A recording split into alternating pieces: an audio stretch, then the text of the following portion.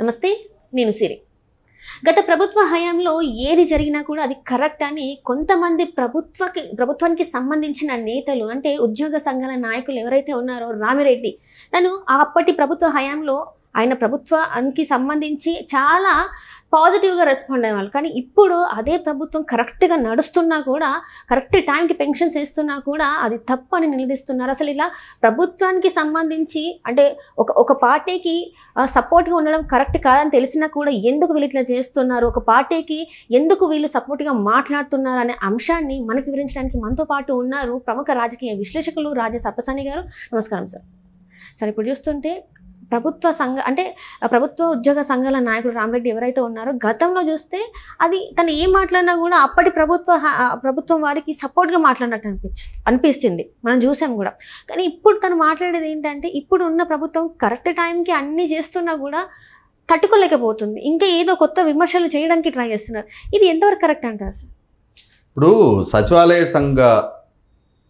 సచివాలయ ఉద్యోగుల సంఘ అధ్యక్షుడిగా పనిచేసిన వెంకటరామరెడ్డి ఉద్యోగ సంఘ నాయకుడి కన్నా కూడా జగన్మోహన్ రెడ్డి గారి పార్టీ నాయకుడిగానే ఎక్కువగా చలామణయ్యాడు. అంటే ఉద్యోగ సంఘ నాయకుడు ముసుగులో జగన్మోహన్ రెడ్డి గారి రాజకీయపు ఎజెండాని అమలుపరచడంలోగానే అతని 5 ఏళ్ల ప్రస్థానం కొనసాగింది.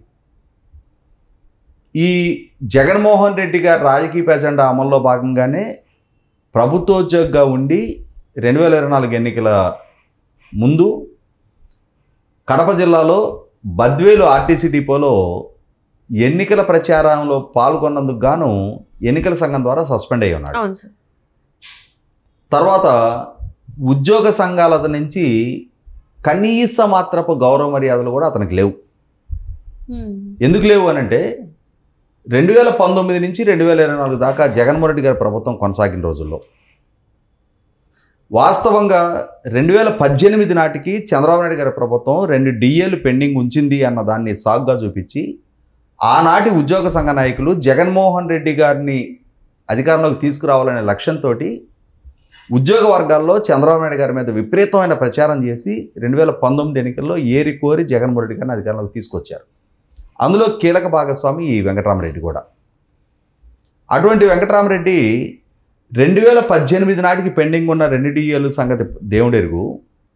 ఆ తర్వాత రోజుల్లో జగన్మోహన్ రెడ్డి గారి ద్వారా ఇవ్వాల్సిన డిఏలు కూడా ఒక్కటంటే ఒక డిఏ కూడా రాష్ట్ర చరిత్రలో 5 సంవత్సరాలు పరిపాలించిన ఏ ప్రభుత్వ హయాంలో, ఏ ముఖ్యమంత్రి హయాంలో కూడా ఒక్క డిఏ కూడా ఉద్యోగులకి జమ చెయ్యని పాలకుడిగా జగన్మోహన్ రెడ్డి గారిని మిగిలినా కూడా ఒక్క సందర్భం కూడా విమర్శించాల. ఉద్యోగుల తరపున ప్రభుత్వంతో కొట్లాడే ప్రయత్నమే చేయాల. ఎంతసేపటికి ముసుగు యుద్ధాలు, అటకతి యుద్ధాలే తప్ప అసలు సిసల యుద్ధాలు అతని వైపు నుంచి జరగలేదనేది వాస్తవం. ప్రభుత్వంతో ఉద్యోగుల పక్షాన పోరాటమే చేయాల. ఇంకా మాట్లాడుకుంటే 2018లో చంద్రబాబు నాయుడు గారి ప్రభుత్వం ద్వారా పిఆర్సీ కమిషన్ అశుతోష్ మిశ్రా గారి నేతృత్వంలో అపాయింట్ అయితే ఆ పిఆర్సీ కమిషన్ రికమెండేషన్స్ ఎంత స్థాయి రికమెండేషన్స్, ఎంత ఫిట్మెంట్ రికమెండ్ చేశారనేది జగన్మోహన్ రెడ్డి గారి ప్రభుత్వం బయట పెట్టకుండా తాను 2019 అధికారంలోకి వచ్చిన వెంటనే పిఆర్సీ ఇవ్వాల్సి ఉంటే ఆ పిఆర్సీ ఇవ్వకుండా దాన్ని సాగదీసి 2022 జనవరి దాకా డ్రాగ్ చేసి 2022లో అప్పటి వరకు ప్రభుత్వం ఇస్తున్న 27% ఇంటర్మ్ రిలీఫ్ కన్నా కూడా తక్కువగా 23% ఫిట్మెంట్ ఖరారు చేస్తే ప్రభుత్వాన్ని ప్రశ్నించని వ్యక్తి ఈ ఉద్యోగ సంఘ నాయకుడు. అంటే అతనికి ఉద్యోగుల ప్రయోజనాల కన్నా కూడా జగన్మోహన్ రెడ్డి గారి ప్రయోజనాలే ముఖ్యం. జగన్మోహన్ రెడ్డి గారి మెప్పు పొందితే చాలు అని చెప్పని తనని నమ్ముకొని తనని సంఘ నాయకుడిగా ఎన్నుకున్న ఉద్యోగుల ప్రయోజనాలు కూడా జగన్మోహన్ రెడ్డి గారి కాళ్ళ దగ్గర తాకట్టు పెట్టిన వ్యక్తి. ఎందుకు తాకట్టు పెట్టాడు? ఇతనికి ఏదో బ్యాక్డోర్ ప్రయోజనాలు ఇతనికి దక్కాయి. దీనికి ఏదో లాభం జరగకుండా తనేందుకు చేస్తాడు? 100% అతని వ్యక్తిగత స్వార్థం చూసుకున్నాడు. తనని నమ్ముకున్న ఉద్యోగులు ఏమైపోయినా పర్వాలా. జగన్మోహన్ రెడ్డి గారి ప్రభుత్వం డిఏలు ఇవ్వాల, పిఆర్సీ మోసం చేశారు, సిపిఎస్ రద్దు చేస్తానని వాగ్దానం చేసి 5 ఏళ్ళు దాన్ని తొంగలో దొక్కేశారు. ఆఖరికి ఉద్యోగులకు సంబంధించిన ప్రావిడెంట్ ఫండ్ అకౌంట్ డబ్బులు కూడా డైవర్ట్ చేశారు. అప్పట్లో ఆశా వర్కర్లు కూడా చలో విజయవాడ ఒక ఆశా వర్కర్లు ఇవే కాదు, నేను అనేది ఏమంటే ఉద్యోగులకి ఇవ్వాల్సిన ఏ ఒక్క ప్రయోజనాన్ని సక్రమంగా ఇవ్వాల. ఆఖరికి ఉద్యోగులకి చెల్లించాల్సిన హెచ్ఆర్ఏ దాంట్లో కూడా కోతలు వేశారు. ఇట్లా వేధింపులకు గురి చేస్తే జగన్మోహన్ రెడ్డి గారిని ఒక్క మాట అనని వెంకటరామరెడ్డి చివరికి ఎన్నికల్లో మళ్ళీ జగన్మోహన్ రెడ్డి గారిని గెలుపుకి ప్రచారం చేస్తుంటే ఎలక్షన్ కమిషన్ సస్పెండ్ చేసింది. అంటే ఇక్కడ ఏంటి అర్థమవుతుంది, అతనికి ఉద్యోగ ప్రయోజనాలు ఏమాత్రం పట్టవు, అతనికి కావాల్సింది జగన్మోహన్ రెడ్డి గారి రాజకీయ ఎజెండా. అటువంటి వ్యక్తి ఇప్పుడు ఈ ప్రభుత్వం అధికారంలోకి వచ్చిన తర్వాత ఇప్పుడు ప్రెస్ మీట్లు పెట్టి ఏం మాట్లాడుతున్నాడంటే ప్రభుత్వ పాలసీని క్వశ్చన్ చేస్తూ ఉన్నాడు. ఉదయం 5 గంటల నుంచి పెన్షన్ ఇవ్వాలి అనేది ప్రభుత్వం తీసుకున్న ఒక పాలసీ డెసిషన్. ఏ ఉద్యోగికి ప్రభుత్వ పాలసీని ప్రశ్నించే అధికారం లేదు.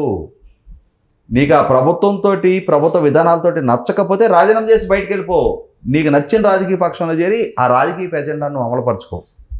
అంతేగాని ప్రభుత్వోద్యోగిగా కొనసాగుతా బిజినెస్ రూల్స్ని అతిక్రమించి ప్రభుత్వోద్యోగిగా ప్రెస్ మీట్లు పెట్టి ప్రభుత్వ పాలసీస్ని ప్రశ్నించే హక్కు నీకు లేదు. మీ ఉద్యోగులకు సంబంధించిన ప్రయోజనాలు ఏమైనా ఉంటే నీ ఫిట్మెంట్ ఖరారో ఐఆర్ లేటో డిఏల గురించో ఏదైనా ఇష్యూ ఉంటే ప్రభుత్వాన్ని ప్రశ్నించుకో. అది కూడా నీకు ఉద్యోగ సంఘ బాధ్యత ఉంటేనే. నువ్వు సస్పెన్షన్లో ఉన్నావు, దానికి తోడి వాళ్ళ ప్రభుత్వ పాలసీని ప్రశ్నించినందుకు.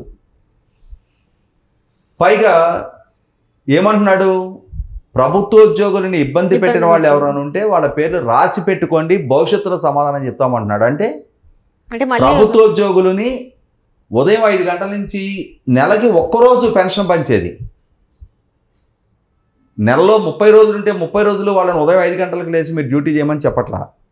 ఆ పెన్షన్ పంపిణీ అనేది ఒకే ఒక రోజు జరుగుద్ది. లేదంటే కొంచెం మిగిలింటే మరుసటి రోజు పంపిణీ చేస్తారు.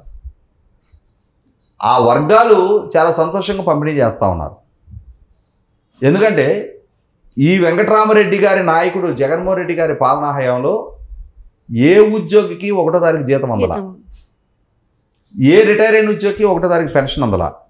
కానీ ఈ ప్రభుత్వం తాను పదవి బాధ్యతలు చేపట్టిన 19 రోజులకు వచ్చిన మొట్టమొదటి జూలై 1వ తారీఖు రోజునే ప్రతి ప్రభుత్వోద్యోగికి 1వ తారీఖు జీతం ఇచ్చారు. ఇతను రాజకీయ విమర్శలు చేస్తూ ఉన్నాడు. ప్రభుత్వోద్యోగిగా కొనసాగుతూ రాజకీయ విమర్శలు కనుక చేసిన పక్షంలో రాజకీయాల్లో భాగస్వామి అయితే ఒక్క క్షణం కూడా అతను ఆ పదవిలో కొనసాగడానికి వీలేదు. అతనికి ఆ ఉద్యోగం చేసే హక్కు అర్హత లేవు. కాబట్టి 100కి 100 ఈ విషయంలో ప్రభుత్వం అతని మీద ఇమ్మీడియట్గా చర్యలు తీసుకోవాలి. అతన్ని సస్పెన్షన్కి పరిమితం చేయకూడదు. ఇమ్మీడియట్గా అతని ఉద్యోగం నుంచి డిస్మిస్ చేయాలి. డిస్మిస్ చేయటమే కాదు, ఈ విధంగా తన అంటే ఉద్యోగ ధర్మాన్ని మీరినందుకు అవసరమైతే క్రిమినల్ ప్రాసిక్యూషన్ కూడా బిగిన్ చేయాలి. ఎందుకంటే ఆల్రెడీ సస్పెన్షన్లో ఉండి ఉద్యోగ సంఘ నాయకుడిగా ఈ మధ్య జరిగిన సచివాలయంలో క్యాంటీన్ కమిటీ ఎన్నికల సందర్భంగా ఇతను అనుమతి లేకుండా లిక్కర్ పార్టీ ఇచ్చాడు అని చెప్పని ఎక్సైజ్ వాళ్ళు దాడి చేసి బాటిల్స్ రికవర్ చేసుకొని ఇతని మీద కేసు నమోదు చేశారు. ఇతనే ఈ పార్టీ ఇచ్చాడు అని చెప్పని. కాబట్టి ఆల్రెడీ క్రిమినల్ కేసులు నమోదైనప్పుడు ఖచ్చితంగా క్రిమినల్ ప్రాసిక్యూషన్ ఇమీడియట్గా బిగిన్ చేయాలి ఇతని మీద. ఒక్క క్షణం కూడా వీళ్ళని మళ్ళీ సచివాలయం గేటు ఛాయలకు కూడా రానికుండా తరిమి కొట్టాలి. చూద్దాం ప్రభుత్వం నుంచి ఏ విధమైన స్పందన వస్తాం. Right, thank you so much.